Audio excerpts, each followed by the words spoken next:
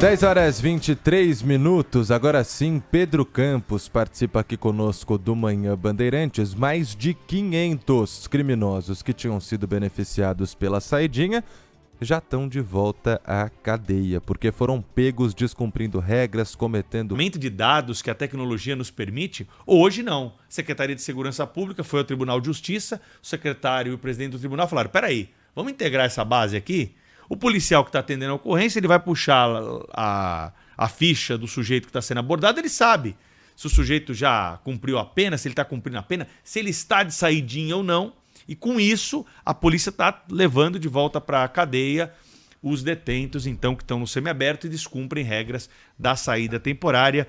529 já voltaram desde a última terça-feira. A saída acaba amanhã e aí nós vamos ter o balanço final, além daqueles que não vão voltar também, como sempre acontece, Sabrina. Pedro, agora esses que descumpriram, esses não podem mais ter direito à saidinha, né?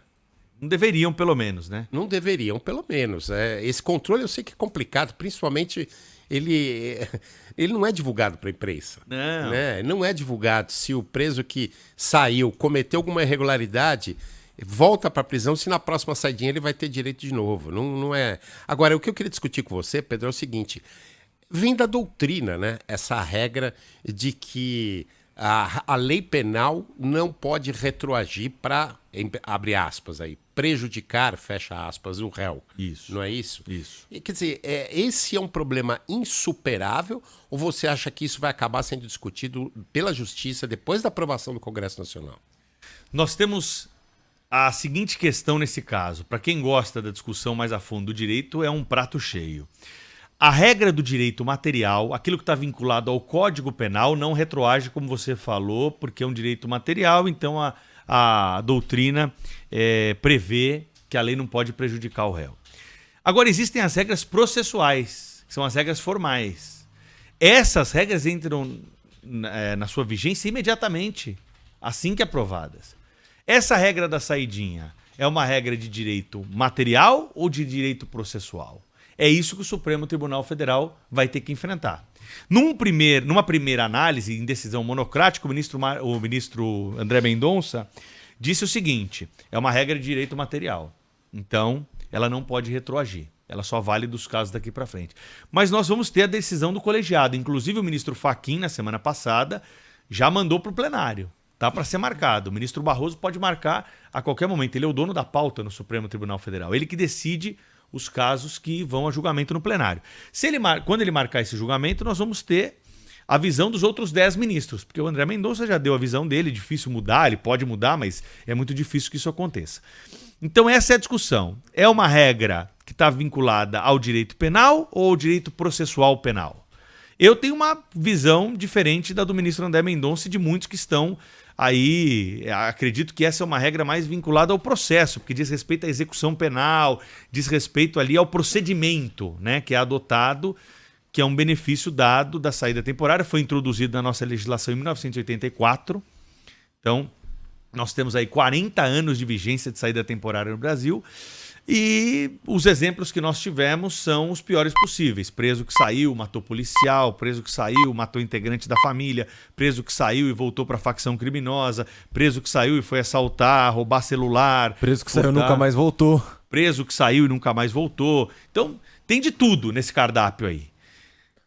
Resta saber como que o Supremo tem a palavra final, isso é inegável nesse caso, o caso já está lá, então não tem que se falar em outras instâncias, é aguardar a data do julgamento e ver qual vai ser a interpretação da Suprema Corte para isso. Agora, por enquanto vale a recomendação aí, a análise do ministro André Mendonça de que nós podemos ter saída temporária. Eu tenho uma dúvida que imagino que também muitos ouvintes tenham, a gente explicou até aqui, um pouco antes de começar essa saidinha em São Paulo, de que não retroagiria, mas, por exemplo, um criminoso é pego descumprindo uma das regras. Isso não é considerado um crime. Não é mas crime. Se ele for pego cometendo um novo crime, aí ele para de ter o benefício da saidinha. Porque aí o crime, o novo Isso, aí não crime... tem dúvida, aí não. não tem dúvida. Aí o novo crime foi cometido depois. Mas esses que descumprem a regra... É uma falta.